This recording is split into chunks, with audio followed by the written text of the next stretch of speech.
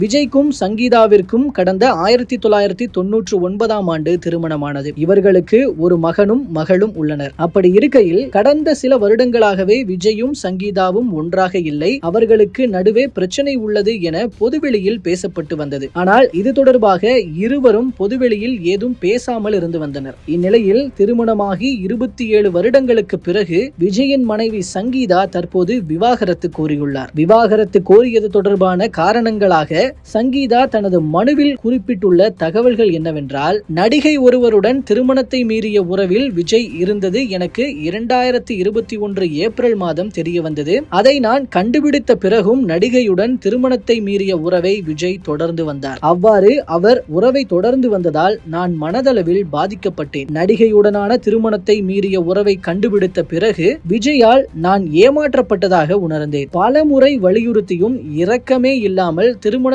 மீறிய உறவை தொடர்ந்தார் விஜய். 2021ஆம் ஆண்டு முதல் மனதளவிலும் உணர்வு பூர்வமாகவும் விஜய் என்னை பிரிந்து வாழ்ந்து வருகிறார். விஜய் தன்னுடைய திருமண, சமூக மற்றும் தொழில் வாழ்க்கையிலிருந்து முழுவதுமாக என்னை விலக்கி வைத்து விட்டார். 2021ஆம் ஆண்டு முதல் ஒரே வீட்டில் இருந்தாலும் தனித்தனியாக வசித்து வருகிறோம். எனது கணவர் விஜய் தொடர்ந்து நடிகையுடன் வெளிநாடு செல்கிறார். பொது நிகழ்ச்சிகளில் பங்கேற்கிறார். என் கணவருடன் வெளிநாடு செல்லும் நடிகை இருவரும் சேர்ந்திருக்கும் புகைப்படங்களை வெளியிட்டு வருகிறார். என் கணவருடன் இருக்கும் புகைப்படங்களை நடிகை வெளியிட்டு வருவது எனக்கு அவமானத்தை தருகிறது. எனது கணவரின் திருமணத்தை மீறிய உறவால் என் குழந்தைகளும் நண்பர்கள் மற்றும் உறவினர்கள் மத்தியில் அவமானத்தை சந்திக்கின்றனர். அனைத்து தரப்பினரின் மதிப்பை காக்கும் வகையில் தற்போதைக்கு நடிகையின் பெயரை வெளியிடாமல் தவிர்க்கிறேன். விசாரணையின் போது நெருக்கடி ஏற்படும் பட்சத்தில் நடிகைக்கும் எனது கணவருக்கும் உள்ள உறவை வெளிப்படுத்தும் ஆதாரங்களை வழங்குவேன். தேவைப்படும் பட்சத்தில் எனது கணவருடன் திருமணத்தை மீறிய உறவில் இருக்கும் நடிகையை